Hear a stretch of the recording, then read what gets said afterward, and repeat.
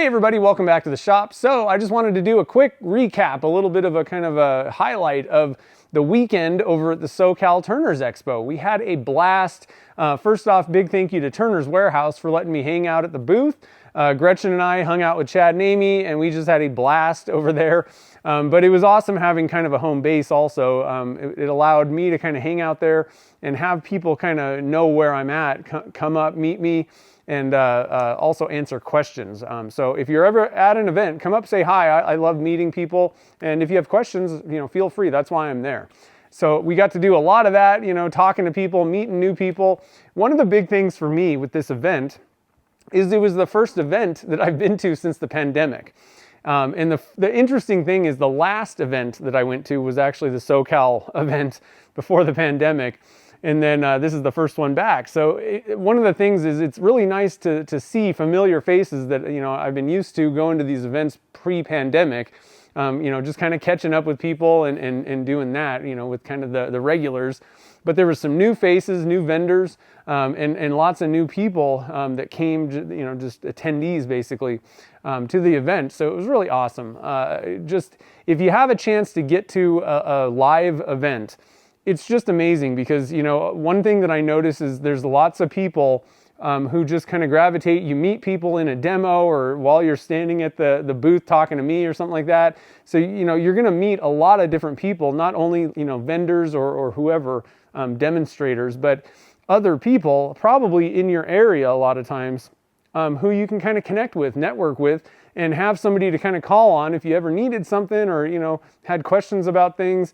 Lots of people who did different, slightly different things that kind of met up and were like, oh, we could, do this together, or I could use, whatever you do, and we can kind of, hang out, do whatever. It's just, it's a really great, thing to do, these live events. So a couple of things that happened. So at the event, I got to do some demos at the Turner's Warehouse booth. We made some faux burls. Well, we made a faux burl, and then we recast it in a pipe and to make like a sphere blank or like a dragon egg type thing. And it went pretty good, except I added, Chad made some wooden keychains that I wanted to cast on the burl and then, cover it in clear. I thought that'd be kind of a neat addition. The problem is we didn't have an oven or anything like that to kind of heat up the stuff that we were recasting. And so I think there was moisture in the wood or possibly on the surface, and it kind of foamed a little bit around the wood. It was kind of a dud, but oh well, somebody got to take that home. They'll at least get, kind of a practice blank basically. I hate it when that happens, when we have like moisture issues with our castings at a demo, but it's kind of a tough thing to bring like an oven to a demo and dry out wood. But anyway, so we had fun casting it, and it gives me an opportunity to kind of show people the process live. We had lots of people kind of, hanging out, watching what was going on, waiting for the results.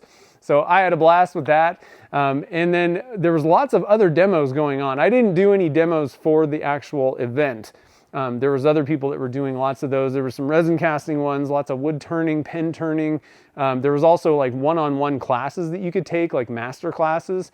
I know Jim Hines was doing, like kitless pens. That would have been an amazing class to take because he's just a master at that stuff. So lots of cool things going on. The one thing that I wish would have been, and I don't think they could do this, but it would have been nice to have like a main stage in the kind of main vendor area. I think that would have been a little bit more fun. At least we would have been able to kind of see some different stuff actually happening. It was kind of hard to get to all the little classes while we were kind of manning the booth, but overall, it was pretty fun. Those demos in the classes were packed. I did pop down and kind of popped into a few of the classes. Chad did a ring turning demo. I kind of got a little bit of video of that. There was, like I said, resin casting and lots of different ones. Justin, at Epically Justin on Instagram, I'll leave a link to his Instagram account. He's awesome. He does really cool stuff with skateboard, like recycled skateboards. I got to kind of pop in and see him start his demo. So lots of stuff, lots of people at a lot of these demos and classes. So those were definitely high interest to a lot of people. But overall, like I said, it was just a really fun event, and Kate put on a great event. It was not disappointing. The disappointing thing was she had to, so a lot of people, there was a lot of confusion over why you would do an event on the 4th of July weekend. And I wanted to explain that so that people understand that's not what she picked. So originally it was supposed to be in February, but California had, COVID protocols going on, which would have killed attendance. So she wanted to move the date. The problem was the Marriott that she had, originally set this up at, she couldn't get her money back. And they only had 2 dates to pick from to move it to. 4th of July weekend and Thanksgiving weekend. So obviously that was, the choice was 4th of July weekend in that case. So it was just an unfortunate thing that she was stuck. That's why it was the 4th of July, and it did cause some attendance suffering. Some people couldn't make it. Some of the vendors couldn't even make it just because they had plans for that weekend. So next one is going to be not on the 4th of July weekend. They're going to, I was talking to Kate, we were seeing, what's the deal with the next one? And she's thinking about setting it up. This is super, super tentative, and don't quote me on this. This is not at all set in stone, but just kind of her initial thought was to try and maybe shoot for 2024. It's going to be pretty tough. She was talking about it'll be pretty tough to do it next year because she wants to do it early, like February. That's when she wants to do this event going forward. And it's going to be pretty tough to do that in a really short period of time to set everything up. So she's looking forward to maybe 2024 for the next one. So I highly recommend, if you can get down there, if you're in the Southern California or anywhere in the West. I mean, really Phoenix area, Nevada, and even like Oregon. Like if you're kind of on this west side, it's not a bad drive. You get some. I don't know. I think it's a good drive from almost any of those areas. But lots of people flew in. We actually, I think the farthest distance traveled to the event was Canada. So that's pretty awesome. I mean, there's lots of people going to this.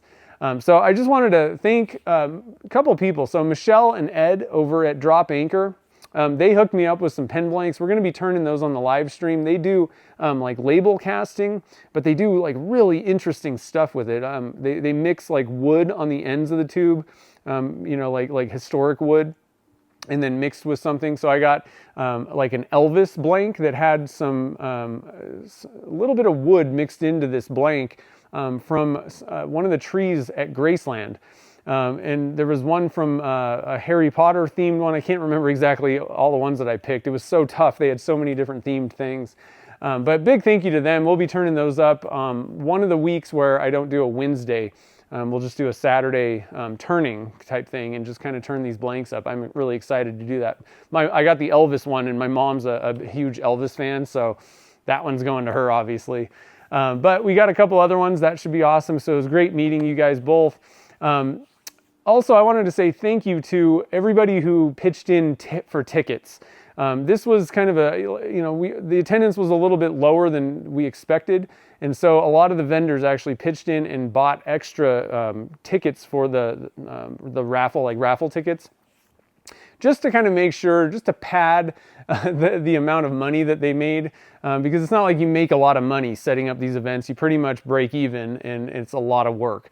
So we just wanted to kind of make sure that the money, was covered a little bit. So big thank you to Curtis, to Michael, to Jason, and Chad as well. I know that those 3 or 4 definitely pitched in a little bit. And one of the cool things actually about that is I got a bag of tickets. Curtis he bought 1,000 tickets. And we're going to be doing, hopefully I'm not spoiling it, but we cast some tickets, and I'm going to make Kate a little thank you bowl. And I also got some stopper or handle size blanks that have some of those tickets in. It's just kind of one of those things that'll be kind of a nice little thank you kind of gift, I guess, or whatever.